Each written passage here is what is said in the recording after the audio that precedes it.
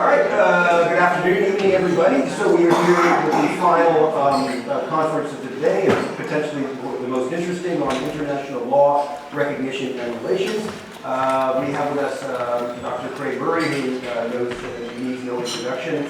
Also my dear friend and colleague, Paul McCartney from Towson University, who is a specialist on international relations. David Younger, who is a self-taught international relations expert who has done a lot of kind of individual research into the possibility of Scotland getting recognized, including potentially getting the recognition of Iceland single-handedly, but we'll spend about that. Just a couple of housekeeping things. Tomorrow we have tomorrow morning, starting at hopefully at 9:15, strategic infrastructure and trade. And then Scotland's Constitution from 10:30 to midday. I run over a bit. And then we're discussing with my colleagues the SSRG, and what we plan for tomorrow afternoon, starting around 2, is just to have a completely open session here, because there's so many things that we've discussed. It won't be in the format of panelists and all that. I'll be moderating it, but it'll just be, we'll go through a list of topics, and I just want to get your views on it. What do you think about it? What do you think? What are the elements, the missing elements from any kind of key strategy? Because we really want you to go away from this this convention of really, being inspired and really having some concrete action to put into work. I hope, I'm not sure what format it will be. I hope to come back in October, at the end of October sometime, to have some kind of follow-up meeting. No decisions have been taken so far, so I can't say at this point what form that is, but I got to get back here as often as possible. So that's the agenda for the tomorrow. We'll take a little bit of extra time here with this panel if need be. Again, so often in the debate in 2014, there was the whole issue of international recognition has been, and the idea that, you have to have a Section 30 because if not, then Spain's not going to recognize you, you can't get into the EU, and none of these other they would, England, these countries wouldn't appreciate Scotland separating from their best buddy England, and so they would never accept you. You're too small. You can't do it. That kind of thing. They'd never accept you. That kind of patronizing attitude. But in my discussions, I mentioned this. I had contacted EFTA, and I asked them if they would consider that a plebiscitary election in last year's Holyrood election could constitute a mandate for independence, and they said, yeah, and they would, and if once that happened, if they, Scotland declared independence, sent a letter to EFTA, they consider it their next monthly EFTA council, they say, yeah, probably, and then at the next following EEA council, they would go to the EEA and say, can Scotland get back into EEA? It could happen. It did. Yeah. So and this isn't the forum so much for EFTA, but I just wanted to stress to you, and I know David has had this experience as well, is that the countries are very sympathetic. But I think that the point will be made, Scotland has to do it themselves. Nobody can do it for them, and that's the key. And I know David will go a little more into this. So let's go ahead and begin with some bombs thrown by Craig Murray, and then we'll get to the more skeptical, but sympathetic views of Paul, and but that's the wonderful role he plays around. And then we'll have David, who will kind of lead a discussion between them about that, and then we'll open it up for Q&A. So, Craig, please begin. Thank you. You can sit down. You don't have to. I'm going to stand up for this one largely because it makes it much easier to drink my whiskey while I'm talking.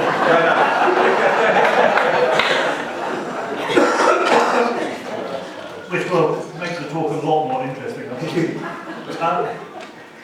I start by saying that in putting together my thoughts for today, I was inspired to write a piece on my blog, which I published this morning, and which I would be very grateful if you look at. Because there you will find documentation. You'll find all the documents I'm going to refer to there, both quoted and linked to, so you can check through the references, if you like, and also because I do believe it's a very important piece. And it's a strange thing I find on my blog, that if I dash off something polemical with fine-flowing language that's very good about our opponents, it gets loads and loads of readers. And if I do something very thoughtful with a lot of research and a lot of references, nobody reads it at all because it's dull. Whereas this one, I think, is actually very, very important. So I'd be grateful if you'd not only read it, but if you could share by whatever social media activity you use, if you could share today's blog post, which encapsulates the essence of what I'm going to say to you. Okay, just quickly give them your blog address. Craig Murray, C-O-U-K?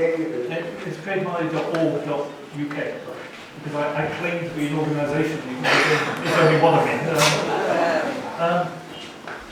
Yeah, if you go to craigmurray.org.uk and share the essence of what I'm going to say to you.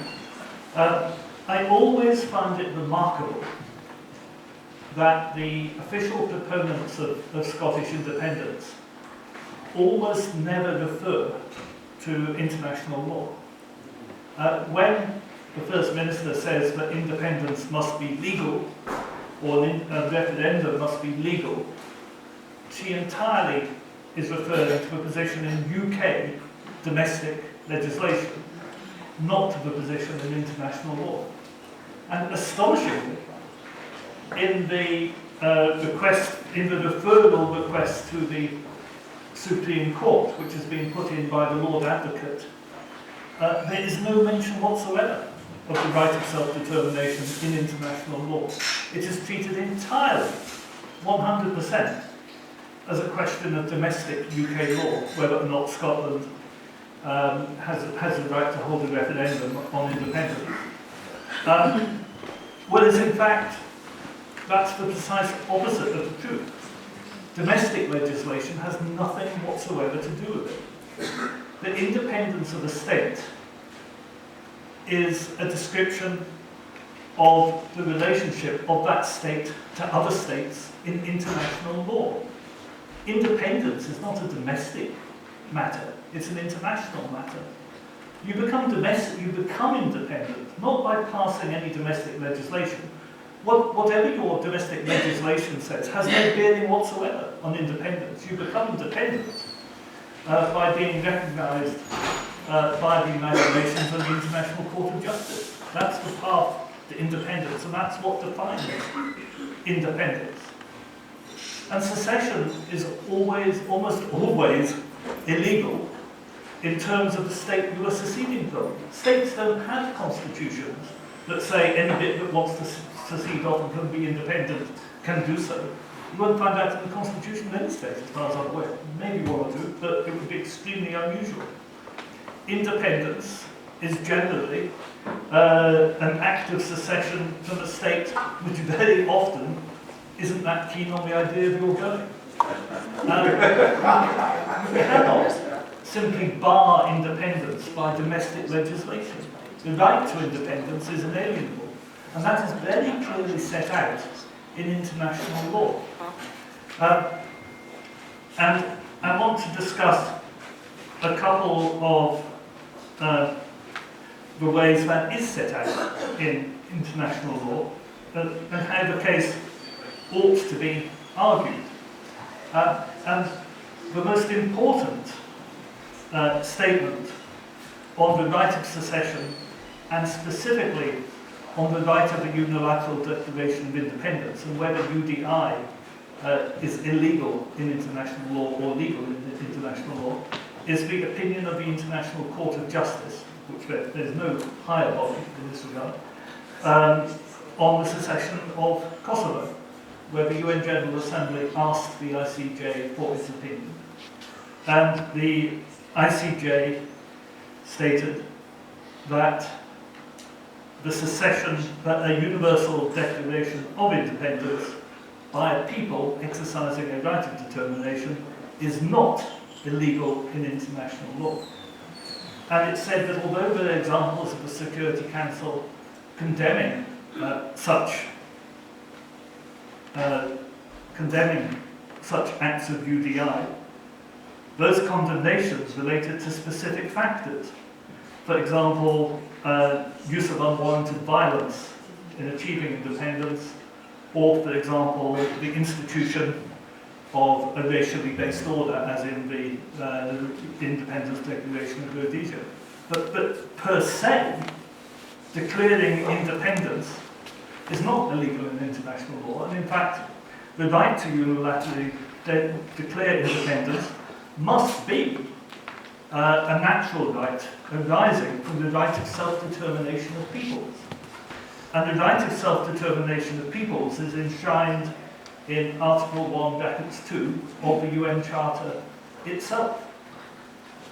And I don't believe there's any dispute that Scotland constitutes a people in this sense. Scotland is a historic nation which existed as an independent nation, as an independent sovereign state, for longer than it has existed as part of the Union, and which has retained its own cultural, educational and legal jurisdictions, which has its own language. There is no serious, I've never seen any serious argument that the Scots do not constitute a people from the point of view of the right of self-determination. If you look at, for example, the Supreme Court of Canada, in its ruling on the secession, the right of secession of Quebec, the Supreme Court of Canada, just as the Supreme Court of London will do, believe you me, the Supreme Court of Canada ruled that Quebec did not have a right of secession. And it based that ruling on a number of points, of which the most important was the territorial integrity of Canada. And it is often argued by opponents of secessionist movements that there are two conflicting rights. There is the right, both upheld in the UN Charter. One is the right of self-determination of peoples, and the other is the right of territorial integrity of states. But the definitive judgment on that comes from the International Court of Justice in the Kosovo judgment, where the International Court of Justice states absolutely in terms that the right to territorial integrity only is a right in relation to the actions of other parties. What that means is that another state cannot seize part of your territory. So Norway would not be able to claim and seize Scotland. But Scotland can become an independent state as an act of secession where no other party, no other state party is involved. The right of territorial integrity is basically a guarantee against invasion by another state. It is not a block on the right of self-determination, and it couldn't be, because otherwise it would render that right of self-determination meaningless. The right of self-determination is not only found in the UN Charter, it's found in at least 4 other treaty documents of the United Nations. And perhaps the most interesting of those is the Helsinki Final Act of 1975, which for many years was the absolute cornerstone of security cooperation in Europe, fundamental to the operations of the Council of Europe. And the Helsinki Final Act affirms the right of self-determination of peoples and goes on to state, and this is particularly interesting, that not only do peoples have the right of self-determination, but they have the right always, it uses the word always, to exercise that right of self-determination by the time and method of their choosing. The time and method of their own choosing.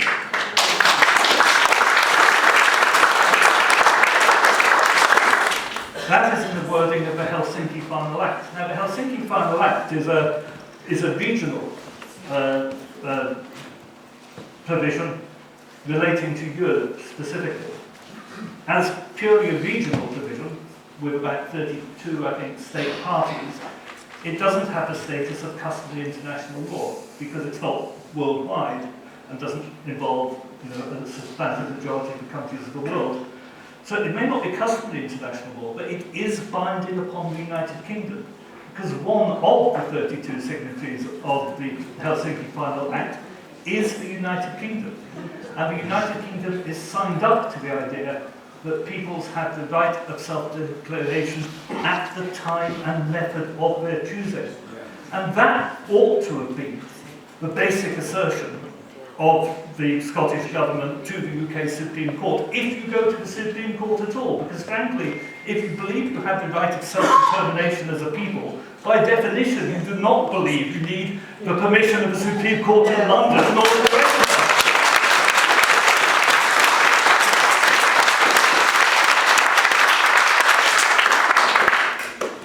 That definitely called for a couple of doing.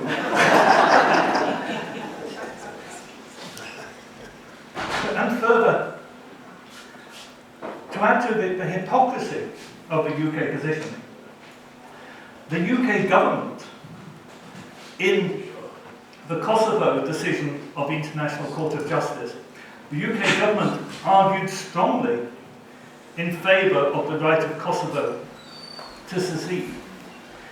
And the UK government stated that the domestic law of the state being seceded from cannot constrain the right of self-determination. And the United Kingdom government added that it is almost by definition going to be illegal for any country to secede from a wider political entity. And that is the UK government's own argument that the ICJ agreed with. And yet, the UK government seeks to employ the opposite argument in the case of Scotland.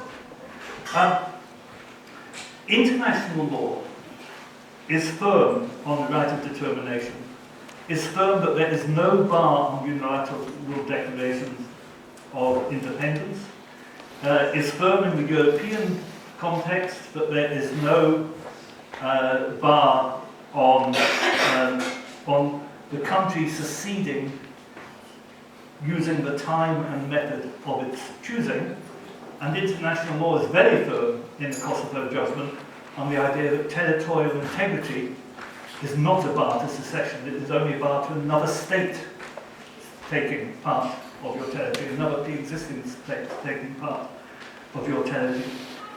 These are the basics of independence.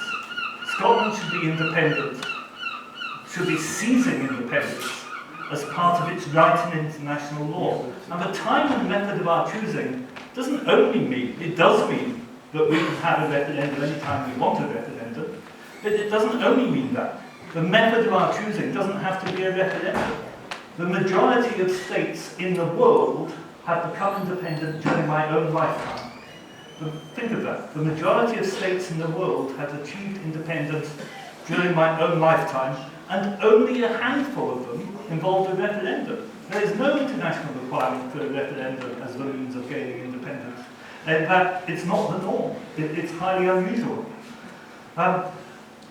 Scotland could achieve referendum, could achieve independence, and the method of its choosing could simply be a declaration of independence by the Scottish Parliament. And then we could go to the international community for recognition. And my final point is to do with the realpolitik.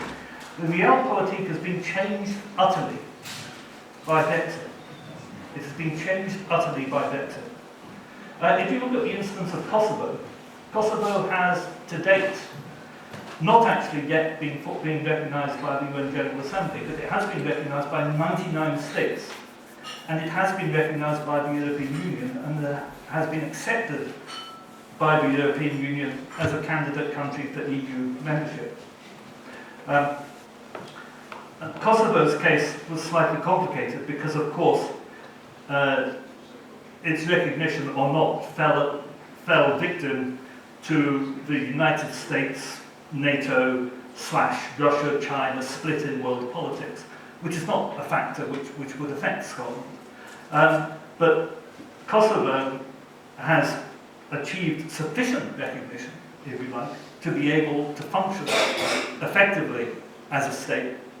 And Scotland would be able to achieve very quickly at least that level of recognition, and I believe would achieve far greater and quicker recognition than that by the wider international community as a whole, because neither Russia nor China has any interest in opposing Scottish independence. The European Union, since Brexit, has a massive incentive to accept Scottish independence because the European Union wishes Scotland to join. And the change in status as regards the European Union from Scottish independence meaning a potential new member as opposed to the splitting up of an existing member is massive. The political change in the realpolitik of the international situation on Scotland's recognition should not be underestimated. So to conclude, independence is purely a matter of international law. It has nothing to do with domestic law. Neither Westminster nor the Supreme Council can stop it, but it is up to us to seize it. Thank you.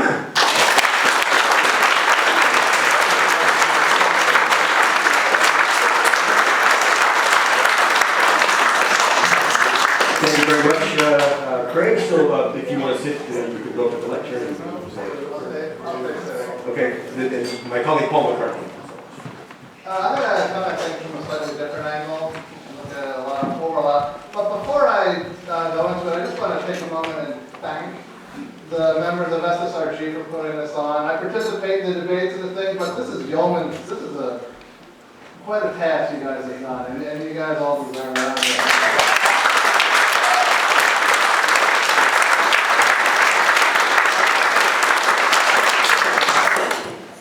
All right, this is probably the last applause.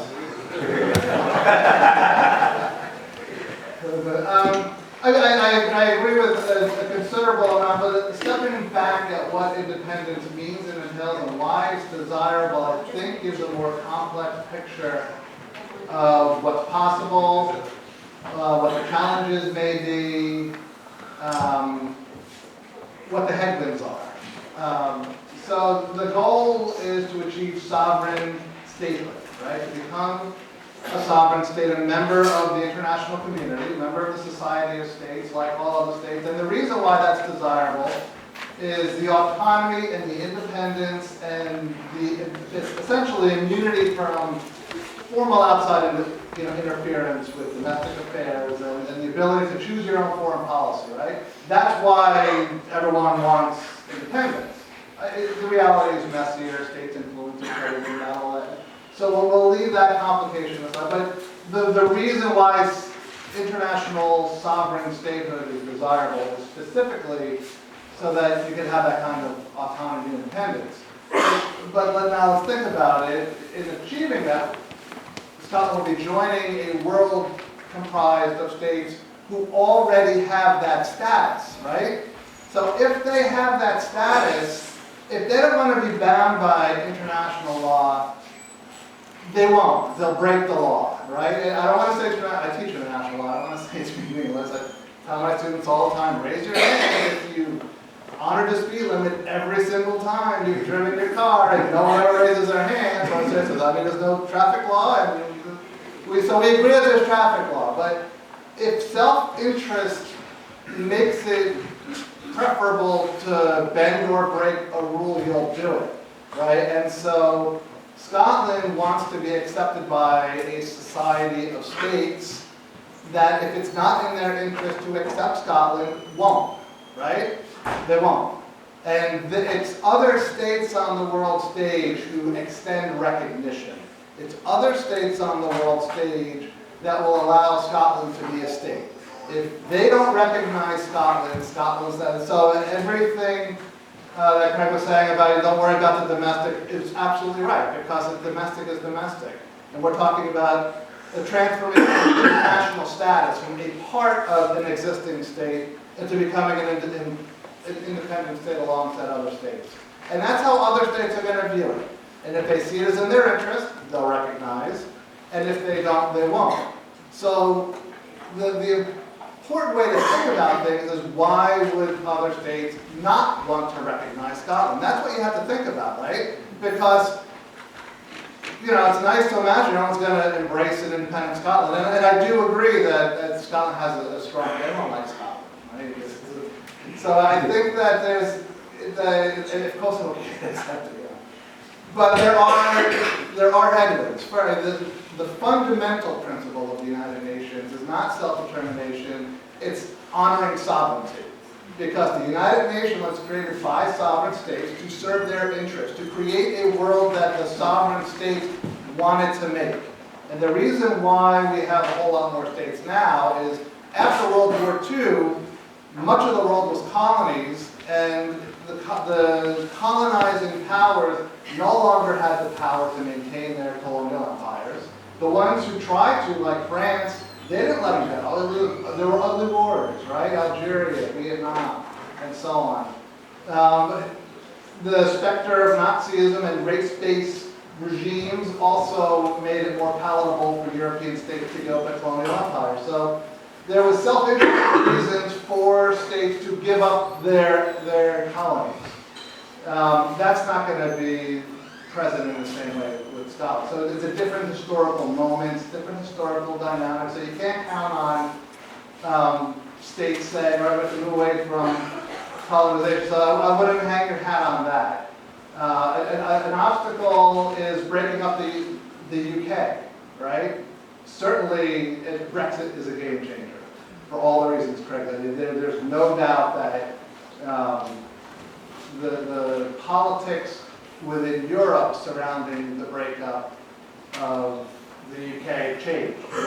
Adding a member, rather breaking up a member state to adding a member, but it still is breaking up the UK, right? And who do you think might like breaking up the UK? Hostile powers to the Western coalition, right? To the Western world. China might like breaking up the UK. Russia might like breaking up the UK. It's a NATO power, right? So it's weakening a NATO power. And so those who oppose China and Russia may want to resist breaking up the UK because they don't want to do something that China and Russia will want. So this is breaking up a NATO power that is seen as one of the most powerful anchors of the Western world is not an easy sell, right? Because states aren't going to be looking at what's just, what's fair, what's deserved. They're going to be asking, what's our self-interest? That's how states think. So it says that what benefits us? And if they think that we benefit, and I'm just being like Joe State on the world state, we benefit by keeping the UK together, then they're going to withhold recognition. All right? Now, I'm putting it in stark terms because I don't think that it's so uphill, but it's certainly a consideration that must be kept in mind. Another thing that must be kept in mind is the democratic dimension to it, right? A lot of declarations of independence are made by, we'll say, unrepresentative segments of aspirant states and peoples, right? It's peoples who just want to break away so they can form a dictatorship, and the world community, you don't have to be a democracy. They don't have criteria to be allowed to be a state. Anyone, if you recognize the other states, you're a state. That's the bottom line. They recognize you, you're a state. And there's no criteria legally that you need to have. And ultimately, it's up to the political interest of the states who will choose to extend or withhold the recognition in the first place. But those who are going to be most sympathetic to an independent Scotland are going to want it to be a democratic Scotland, which it shouldn't be a problem, but they will want to see some kind of metric demonstrating that it in fact is the will of the Scottish people. So a referendum may not be legally necessary, but it will be certainly useful for outside power to say that this is in fact what the Scottish people want, not what some faction of society is claiming on behalf of others who may not want it. But I think that the most important potential obstacle is the resistance of Britain, i.e. England. Because other than decolonization and the end of the Cold War, which were very quirky historical moments, most times new states have been born. The state from which the new state is seceding resists, doesn't like it, and what happens then? War. How was Kosovo born? War. And not just war, heinous, ugly, bloody war. And one of the core self-interests of all states is stability of the international system, not endorsing conditions that are going to lead to widespread violence. They may not be worried offhand it's going to lead to violence, but certainly the disintegration of the UK, and if things kind of escalate, they don't want to endorse that. States are conservative by nature as regards to structure of the international system. They like stability, they like predictability. They worry that if they endorse one group seceding from one state, then people who are unhappy in their own state may choose to exercise the same right. Let's just say I'm an American in Texas or California. They make noise all the time. They're like, we were an independent country before we joined the EU and joined the US and the Confederacy. So, and countries worry about that. They don't want parts of their own countries seceding. And they don't want bloodshed. And so they want reassurance that it will be peaceful, that it's not going to set a precedent that will come upon them. They want it to be orderly. They want it to be representative of the demonstrable will of the Scottish people. And in the absence of these things, there will be resistance to recognition because it won't be in those states' interest. So I'm not worried about all the domestic mechanics of with the Supreme Court and all that stuff. I'm worried about the reception of the world community by those who have the power to invite and welcome Scotland to become a member of the world community. That's the audience that needs to be persuaded, not England. Although getting them on board would be useful, that's not happening. So, okay. All right. Before we get into David's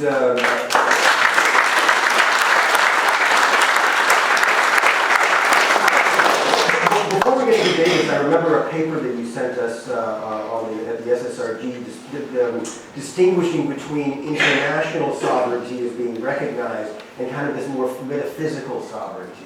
That and I'd like you to explain that distinction. International legal status is what we've been pretty much talking about. That you have status in international law, that outside entities can't violate. This comes up with human rights all the time, right? There's people around the world, and some states want to end gross human rights violations, and one of the barriers has been sovereignty. Right? Who are you to know in our country? And states are very protective of their sovereignty. And that's international legal sovereignty. It's an international legal status. The metaphysical sovereignty is, once you have sovereignty, then the grounding of ultimate authority within your state, this is parallel to domestic sovereignty, is outside the grasp of other legal systems. That it's according to some political philosophers, it's akin to theology because there is no higher reference than sovereignty, which is what makes it such an appealing goal for political communities. They want that status that they are the final say, and the real final say. No one can tell them what they can do in a really absolute kind of way. And so a reference to UK or British law is essentially continuing to honor what we'll call the metaphysical sovereignty of the UK, and not claiming that you already have it in Scotland. So the way I understand what's happening here is that Scots feel they have this sort of right to the absolute international legal sovereignty because they have, no one denies that Scotland is a nation for 1,000 years. The claim is very strong. The sense of peoplehood is very strong. It's as strong as one could have without already being a sovereign state. And insofar as Scotland is unwillingly participating in the UK, it's having its, that metaphysical sovereignty denied. So, all right, thank you. Okay, so David will now lead the dialectic between you two, not opposing, but let's say complementary views on that. You're asking me to jump out of the frying pan into the fire. Okay. I have to give you a little bit of background. I actually worked for several years with an organisation known as UNPO. It's not part of the United Nations.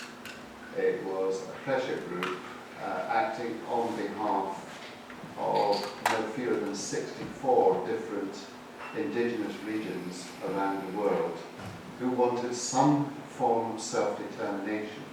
Now that was not always independence. In many cases they just wanted a little bit more power over their own affairs. The top one was Kurdistan. The Kurdish people are the largest ethnic group to have no homeland of their own, and that still exists today. Now, when I went to the first conference in Paris, I wanted to put a case for Scotland, and they effectively denied Scotland's place within their context because Scotland had a form of government of its own, because Scotland was not an oppressed nation in their definition, and because we had, as they put it in a letter to me, the right of self-determination. So that right, as Craig Murray has pointed out, has always existed. And it does really, in a sense, come down to how we exercise that right. And as Craig again has put it, we don't necessarily have to do that by means of a referendum. And one issue lies in what exists in writing of international law, which I think you'll agree, Paul, is not an awful lot. But it does actually state quite specifically that if it's recognised that an elected body has been elected by a democratic means, then if that body determines on behalf of its people to take independence, then it has every right to do so.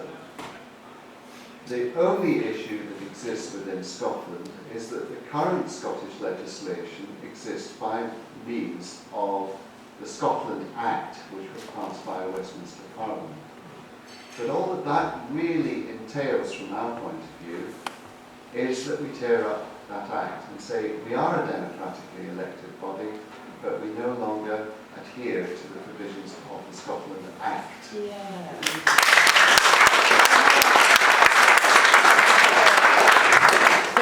How that goes down internationally, that's something I'm just about to get stuck into here. I haven't a clue really how the UK is viewed in the international world, and perhaps Craig, you can add a little bit of context to this. My feeling is that the UK is right down on the bottom rung of the naughty step worldwide. Oh, sorry. Sorry, I forgot. Oh, my dear. I forgot. But effectively, if the international community want to cut up rough on Scotland's independence, why should they? What is it about the UK's continued existence that still appeals to the international community? Can we put some sort of definition around that, both of you? Nuclear weapons storage, security, a permanent seat on the Security Council. Yeah, That's that's a permanent seat on the Security Council, which gives them considerable sway. Well, all I want to say is we speak of the international community because that's the sort of the international structure. But all states act on their own. They're sovereign. Nobody can tell the states what to do. So it's a state-by-state thing. So all you got to do is get some states to recognize. And by the way, Kosovo is a tough not to crack, but some states have been re-recognized in Kosovo, which is unprecedented. It's really, I don't know what that means. yeah. I understand Spain was very much against the Kosovo agreement from the outset. But there's, they were recognized by some, and so they can function in some ways for those states. So. 119 states altogether recognise Kosovo at some stage. Currently 99 do, 20 have dropped out, which is a good thing. But in effect, Kosovo's independence, Kosovan passports work even in most of the countries that don't recognise them. They found an initiative way to accept the passports. And as I say, the EU offers as a candidate state. I should say I didn't disagree with a single word of what was said after me, in that those are, it is being recognised by other states that makes you independent. And the challenge is to get those other states to recognise you. I think those are eminently meetable challenges, partly because the answer to the question you pose is evidently that the United Kingdom is not popular internationally. The United Kingdom is seen as something of a rogue state. There's a judgment by the International Court of Justice, for example, saying that the United Kingdom must hand back the Chagos Islands to the Chagos Islands.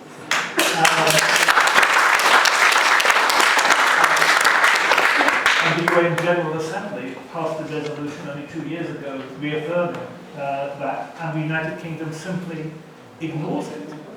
There are consequences to such things. If you ignore the UN General Assembly, if you act as a rogue state, if you put up two fingers to the International Court of Justice, don't be surprised when other states recognise a conflict that you're splitting up. The UK has behaved in the international context in a way that makes it extremely unpopular.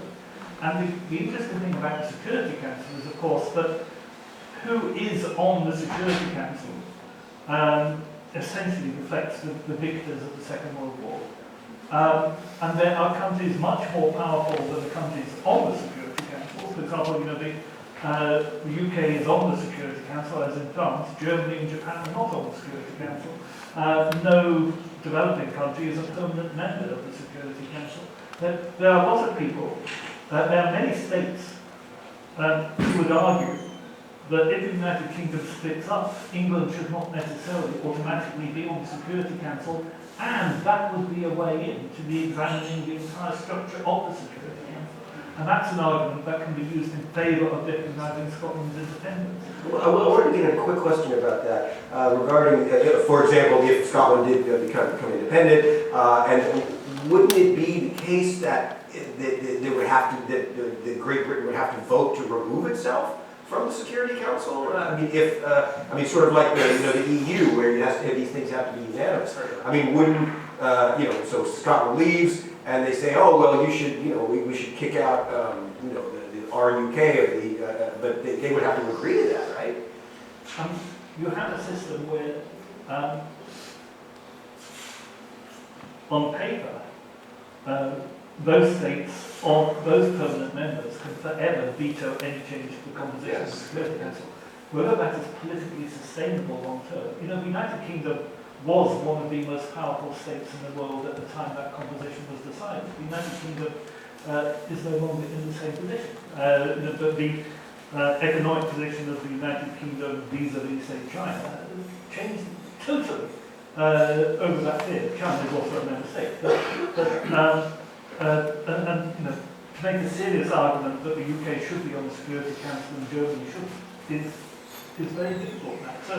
So I think in time, institutions conform to the reality of the world. The composition of the United Nations Security Council no longer conforms to the reality of the world. At some stage it is going to. Exactly when it will happen, I don't know. But the breakup of the United Kingdom is an obvious potential catalyst for that, and that would be attractive to many people. The essence of your argument is completely correct. That what it boils down to is that Scotland should be doing a great deal of lobbying work around the world to convince countries. And one thing that worries me is that lobbying work isn't undertaken. And one thing, and I think that's the two reasons. I think firstly the Scottish political leadership fails to recognise the international dimension, and that's what really matters. And secondly, it's this control theory about controlling everything. A very good friend of mine named Donny Blair, who one of you may know, who I used to know when I was the British embassy in Poland, and he was the head of Diageo in Eastern Europe. He became very close friends with Donald Tusk, and I became close friends with, not such close, but I became friends with Donald Tusk at the same time. Donny Blair knows Donny Tusk to the extent that he can walk into his home. And while Donald Tusk was president of the European Council, Donny Blair was a long-standing SNP member, he said to, I think, Mike Russell and Angus Robertson and one or two other senior SNP people, look, Donald Tusk is a very good friend of mine. Do you want me to go and speak to him about Scottish independence? And they were horrified and said, no, we can't do that. That's a Scottish government function. Who are you? I've had an interesting and varied life. One consequence of which is that there are 3 currently serving African heads of state who I'm close personal friends with, whose homes I can enter. And before I had my big falling out with the SNP, I offered to go and speak to those people and put the case for Scottish independence, and I was completely blank. And Donny and I aren't the only ones. Scotland has an awful lot of people, because of the nature of our country. We have a huge number of people who have lived in very senior positions abroad, who know a great many influential people. Instead of reaching out to and empowering those people, unfortunately, there is a concentration of power, and this fear of people not under control, if you like, undertaking any useful executive work. Why do you think that is? I was watching an interview with Mike Russell a few months back, and they were talking about, independence and all that, and then he made some statement like, you don't know what we're up against. He wasn't specific at all, but it was like this, it's like you're messing with the British state, you gotta be careful, you have no idea, kind of thing. And I was just wondering if you could help sort of interpret those words based on your knowledge, just that he, Well, I'm deeply, my own view is that the British state will never willingly let Scotland's resources go. I think they only agreed with 2014 referendum at the time they certainly was willing to 28-30% of the beginning.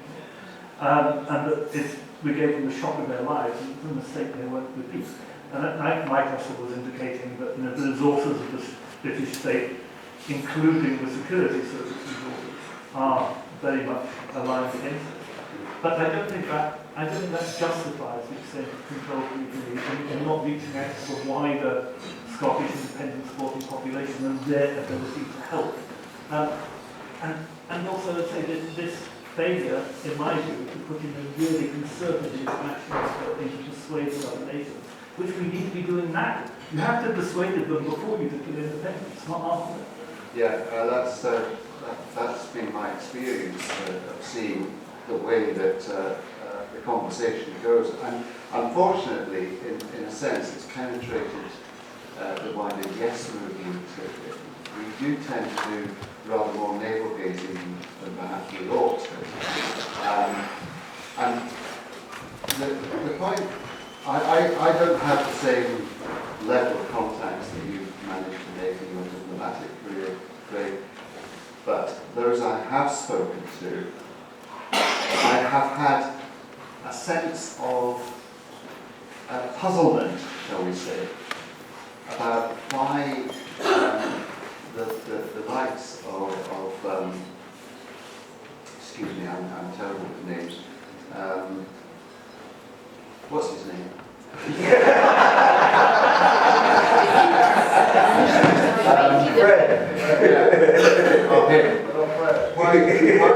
Why a certain SNP representative kept visiting Brussels, and they were asking why does Mike Russell keep coming here and asking very, very simplistic questions. He never asks the kind of questions that we need him to ask, but he asks the kind of questions for which the only answer is go back home, make your decision, and then come back and talk to us and we tell you how we will respond. Now, at no time, as far as I'm aware, it may have happened in other offices, in other circles, and with other people, but at no time have I actually heard anyone say that a representative from the SNP had put together any kind of plan or context by which they could carry forward a movement to independence. So what we're left with here, and I think Craig will probably accept that the Scottish Government aren't going to suddenly jump up and say, we're declaring independence because we're in the majority, then it's the matter of self-determination comes down to ourselves as the people. I also firmly believe that no matter how hard we try, we're not going to be able to set up a fair referendum within Scotland in its current context of part of the UK. It will be interfered with, and I've got no doubt about that. I'm pretty certain the last one was interfered with, and this one certainly will be. So it really comes down to how we goad the Scottish people to make a decision, and that decision has to be in the form of self-determination. And I've always argued that we take the word independence out of it, just for the time being, and we talk about what the Scottish people actually want their society to be like, their government to do. And only by that can we take the argument forward. And we have to do it both within the active supporters of independence and with those still nearly 50% who don't support independence for whatever reason. We have to carry the nation with this, because if we don't, we have Okay, I have a question from the audience. Peter, but I think you're Paul, you'd be the one to answer this. What is the international community? Would the greater part of the international community be on Scotland's side? Probably. Probably. A lot depends on how. How is the big question.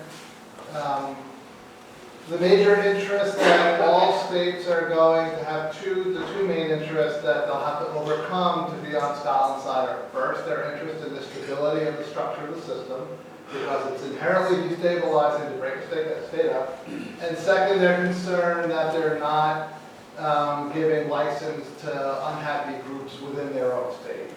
But in terms of Scotland as Scotland, I can't think of a better case in the world. Everyone likes Scotland. Really. There's a lot of accents in the world. It's not like that's an Saddam Hussein. Yeah, we're going to be around it. Not only don't like it, but it's a demonstrable nation. It's been a 1,000-year history. Everyone knows it. It's not hard to make the case that your situation is fair. The structural disempowerment and lack of voice within the UK. What I said before, that justice isn't really a formal requirement, it's all about self-interest of states, is true, but justice is not irrelevant either. And it's very easy for other states to recognize the injustice of a nation that has long-standing identity being denied the ability to make decisions for itself in important ways. And so that can, there'll be a lot of, I think, almost all of the decolonized world will be immediately on Scotland's side, for sure. And most of the democratic world, I think after Brexit, Europe is going to be on. That's a game changer. The UK government really screwed in so many ways. But I think that the opportunity is much riper now than it was before Brexit. So. I have one more question I want to ask Craig before we go to the broader Q&A. And is there kind of a metric for recognition? No. Okay. So I was thinking does half the international community have to recognize Scotland? I get asked that in every single semester I teach. Recognition is the one that the students have the hardest time with. They're like, well, how many states? They're like, does it matter which states? Well, if a state recognizes you, they'll take your passport, they'll take your ambassador, they'll do formal trade agreements, but they may do informal trade agreements if you don't have sovereignty. And when you have sovereignty, states are going to violate things anyway. One of the more influential books about sovereignty in political science literature is the subtitle is Organized Hypocrisy. The structure of sovereignty as an organizing principle of international relations is such that states have systematically violated it for as long as it's been a concept. So, it's declare independence. It would, man. Yeah, really, because some states will recognize it, and then, as far as they're concerned, your state, they get that critical mass that it works. Yeah, I just want to give you one more, David, I just want to give you one more opportunity before we run out. Yeah, I just want to ask Craig, exactly how much does he, and the audience here for that matter, feel that the issue of independence, if we decided tomorrow morning that Scotland was going to be an independent nation, how much of the aggro that we would face are we prepared to put up with? And how much are we frightened of? Bring it on! You say that the bar's barely open. Okay, yes, sorry. No, this is a question though. Okay, so, sorry, David will take the microphone over there. This is another question for Craig. Oh, sorry. I think everyone answered it, but my own view, for what it's worth, is that it's not going to be an easy road to independence. It's not, and that London's not going to agree to it, whatever happens. There's going to be a rather bumpy time between now and this event. I think we'll get to it by getting to the international community. But I think probably my betting would be that a few good independent supporters will, like me, see me inside the Stockholm jail between now and independence actually being achieved. So it's our first question from the audience. Please. I would like to a better understanding of this ripping up. Could you hold the microphone a little closer, please? The ripping up of the 1998 Scotland Act. That's what I'm wondering. I've jokingly sent an email to Salvo saying that that's what I want to do as a sovereign person. But for you to say that as that's what our government has the power to do, had to do so, have the will. So do we need to elect like a body that's interested in ripping it up before we can rip it up? Not necessarily. You know that the 1998 Act has been replaced with another Act that was passed in 2016. And that Act gave the UK government a great deal of flexibility in the options of taking away powers. The 1998 Act basically said, these are reserved matters, everything else is yours. And then Brexit came along and they decided, oh no, we had to have a lot more reserved powers. We didn't know which powers were going to be reserved, so we're going to pass an act saying that we could reserve whatever powers we like. Now that is the context in which the Scottish Government has to struggle through doing whatever it can do. And not necessarily finding out that it's allowed to do it until after the Supreme Court is asked to judge whether they are allowed to do it or not. I mean, that's an astonishingly awful position for even an accepted, devolved government to be in. I mean, how can you run a country, how can you even pretend to run a country when you don't know until after the event whether the decisions you take are legal or not?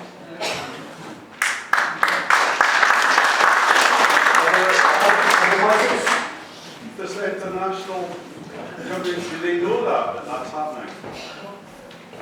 Do they care? That's the big question.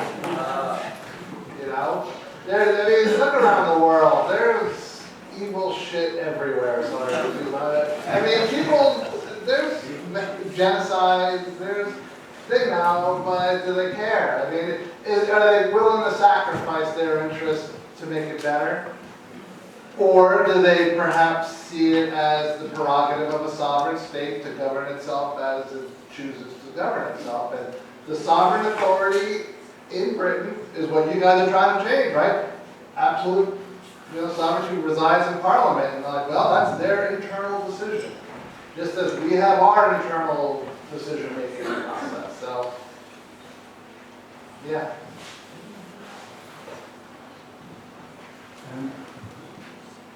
I just heard that there's a new Act of Union going through Westminster. And there's a good chance that it's going to pass unless there's some miraculous way that we can stop it. But if it does pass, can we put it into being the act of something that was created after our treaties? I mean, do we have to accept a law of a new Act of Union passed by Westminster? I don't think that constitutionally you can have an Act of Union between two countries where one country is not allowed to actually participate in negotiating that act.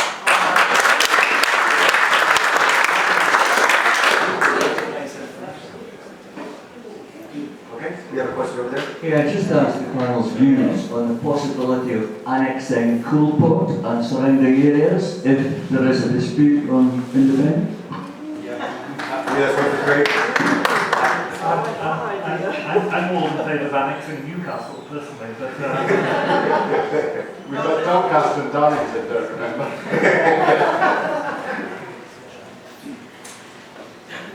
Okay. Yes,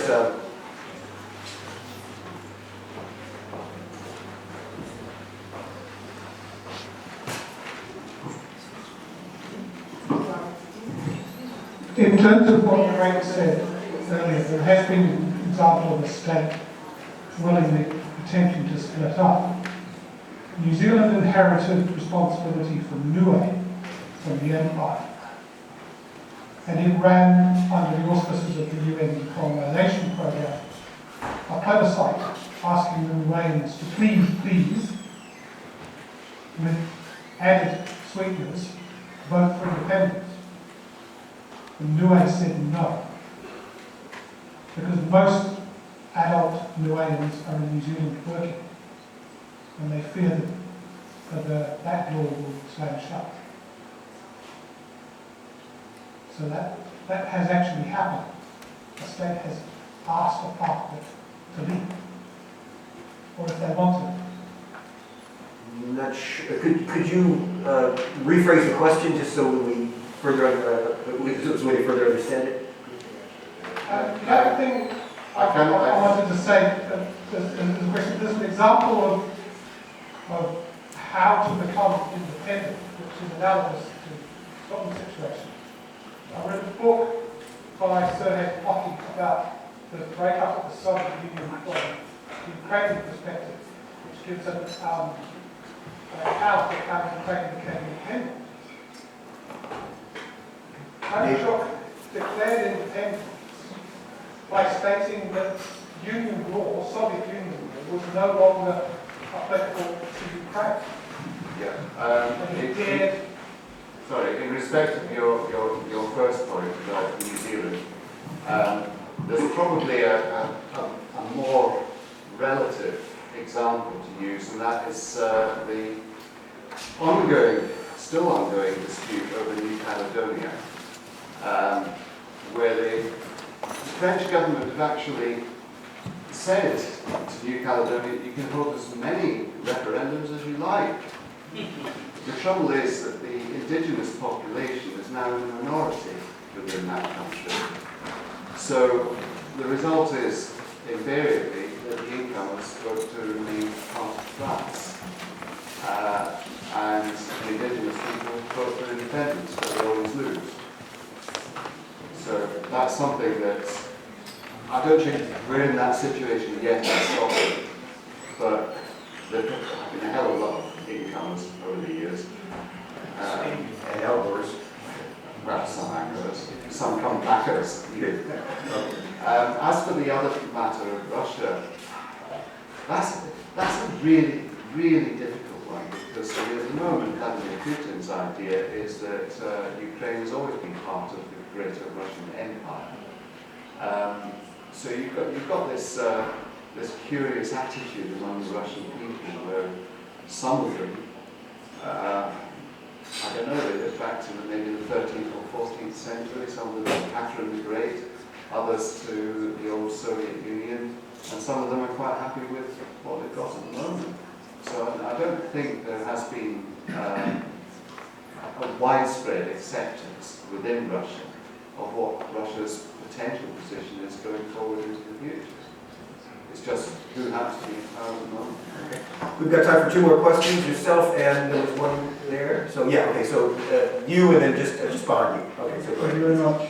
In 1973, the UK government took the UK into Europe, into the EC as it was at the time. And then about 2 years later, 18 months later, something like that, they held a referendum to ask us, do we want to stay in or go out? In principle, could that not apply with our independence situation? To take us out and then have a vote in another couple of years to say, do you want to stay in or not? Now you've seen what it's like. That's been very much the thinking of the SSRG, of sort of, you know, in terms of that there needs to be a democratic, you know, independence needs to have a democratic imprimatur, but it doesn't necessarily have to be, you know, at the beginning. It could be, you know, after, because one of the great difficulties in the 2014 referendum that I perceived is people just didn't know what they were voting for. And so, you know, so what does independence mean? Are you going to keep the pound? Are you going to, you know, are you going to be kicked out of the, you know, all these, you know, scare stories that we're all too familiar with?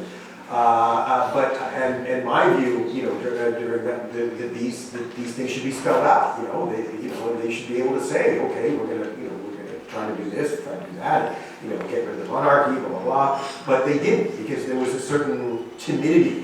I think, you know, and you know, they don't want to rock the boat. They don't want to get, you know, don't want to lose votes with this. They have to be very careful.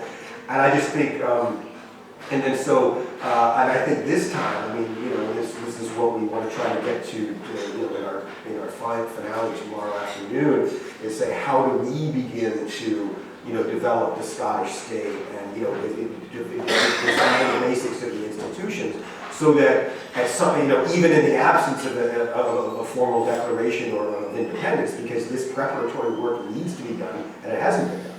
And so, yeah, did you want to add something? Can you just come back quickly on that? Sure. Well, what I want to know is, do you agree that they, in a way, established a precedent when they did that?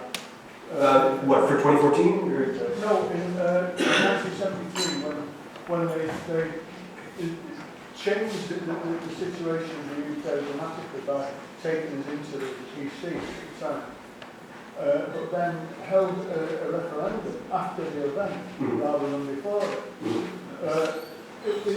Is that not a precedent we could play on?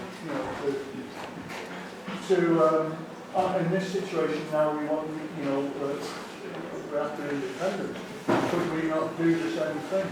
And as they did then, you know, the same principle. I seem to recall that at the time, in 1975, that the SNP campaigned to have us out. Well, that's it. Yeah, but also that principle, does it? No, it doesn't. But what the SNP it's just how things change. Since then. The SNP is not behaving like a pro-independence party at all now. As a lot of you guys have said, you know, examples of the way like carries on, for example. All right, we have one final question there, please. Oh, there's one more question. Talking about how the Indigenous people of Scotland, or citizens who've been here a long time, are outnumbered by incomers. There's also the fact that Scottish MPs, SNP or not, are outnumbered in Westminster.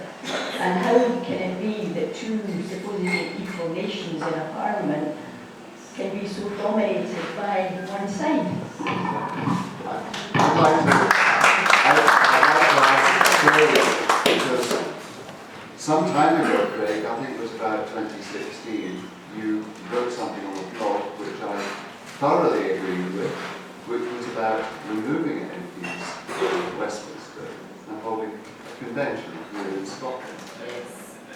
Yeah, I mean, my view has always been that, exactly as you were proposing, that Scotland needs an act of its elected representatives to declare independence, and then subsequently have a referendum to confirm that independence. And one reason for that is that you would then be holding a referendum under your own control, not under the control of the British state. And you'd be able to guard against all of these.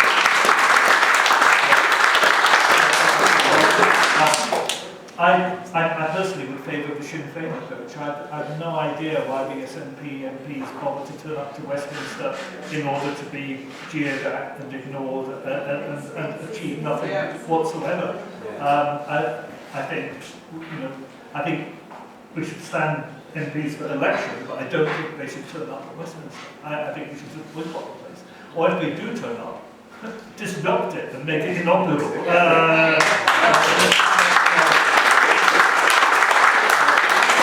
I think playing the Westminster game is ridiculous. And yes, my preference for the way forward would be for after the next Westminster election, after the next election, for the MPs and MSPs to gather together as a national convention, for that national convention to declare independence, appeal to the community, and at the same time organise a confirmatory referendum to several months later. And I think that has to be how we take independence. And forget the Scotland Act. It's domestic legislation of the United Kingdom. It has no deal whatsoever.